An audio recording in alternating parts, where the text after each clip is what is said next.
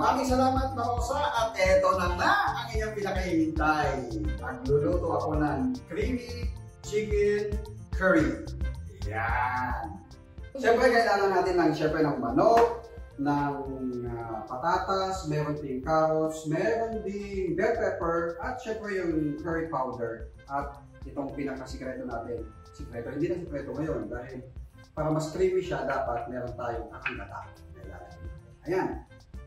Okay, simulan na natin ang ating pagluluto ng creamy chicken curry. Yan. Una, mainit na yung ating kawali. Una natin gawin, ano lang muna natin, isusutay lang natin yung ating mga pangunahing ingredients. Unahin natin itong patatas.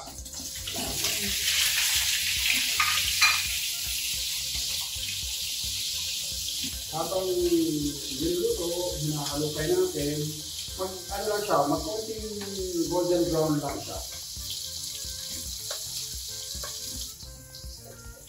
Ayan, pag nakita nyo na naggaganyan na, nagba-brown na, pwede na yan. Pwede nating hanguin. Lagay natin muna dito sa ating maliit na lalagyan. Set aside muna natin ha.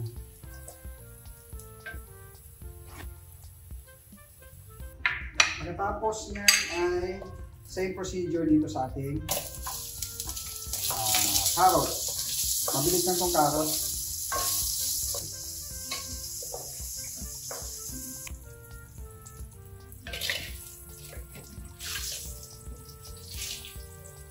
And then itong bell pepper. Mabilis lang yan, makatikim na ng konting init. Para hindi siya ano. Yan ang bango. Kaya naman ang bell pepper.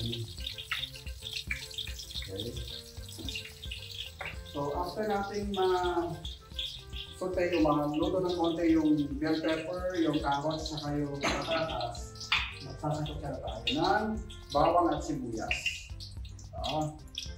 Sandamakmak na bawang, sarap ito. Doon pa rin sa prituhan natin ng patatas, carrots, saka bell pepper yung gagamitin natin. Doon pa rin paglulutuan natin. Hintayin natin na mag-konting brown na konti para lumabas yung kanyang alimuya. Yan, amoy niya. Yan, yung ating sibuyas.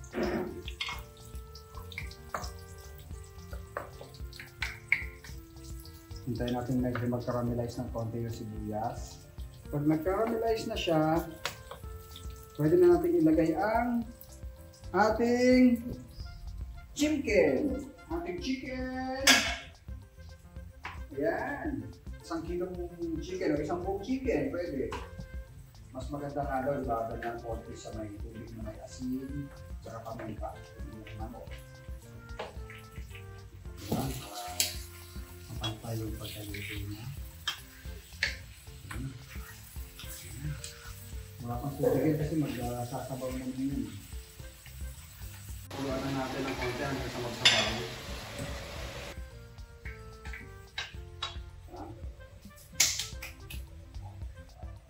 Yan, pag medyo kumulo na siya ng konti, basta rin natin yung iba. Para manuot yung patis, lasa ng patis, pwede na natin lagyan ng patis. Tipikla na natin ng patis. Kung kulang, lagyan natin. Konti-konti lang.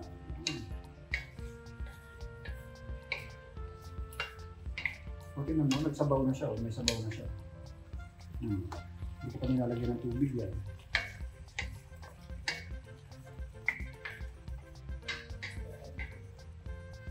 So habang kumukulo siya, lagyan na natin ng curry para pumango.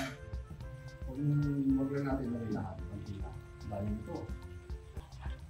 Pero mas masarap, mas maraming curry, di ba? Then, dahil kukunti lang yung sabaw niya, magdadagdag tayo ng water. Ang tubig natin.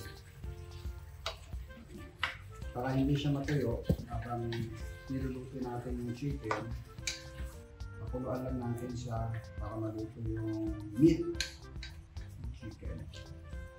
Yung ating mga carrots at patatas, kahit later na naluto kasi pag sinabay natin baka maduro siya. At least yun, naluto na yun. Naluto na natin kanina. Ano na natin?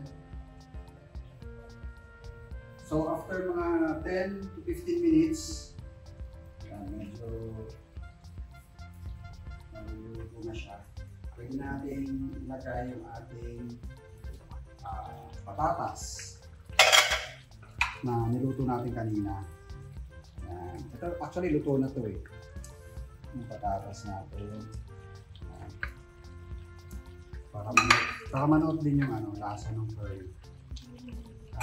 And then yung carrots. Yan. Then takpan ulit natin.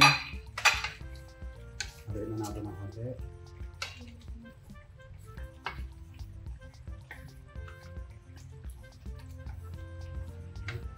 Wow. Ang lima katao, anim katao ito ah. White brown pepper, kung gusto mo medyo may kagat ng anghang. Yun o.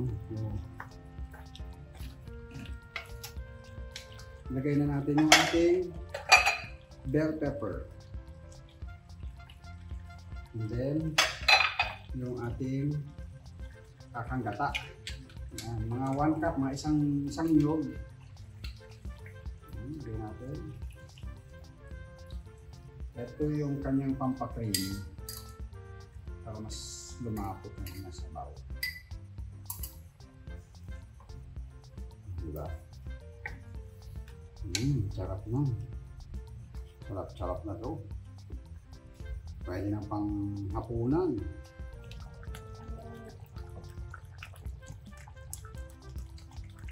At ito na nga. Ayan! Matapos ang ilang minutong pagluluto, eto na, plating na tayo. Ayan, pwedeng pangbaon ng mga chikiting sa eskwelahan. Ayan. Okay. At eto na ang ating creamy chicken curry. Yummy! Ayan, mamaya sa ating pagbabalik, abay, dahil tag-ulan na, abay, bumabaha daw. Hindi lang baha ng tubig, kundi baha ng pera. Yan, sa ating pagbabalik. Dito lang sa Diskurso.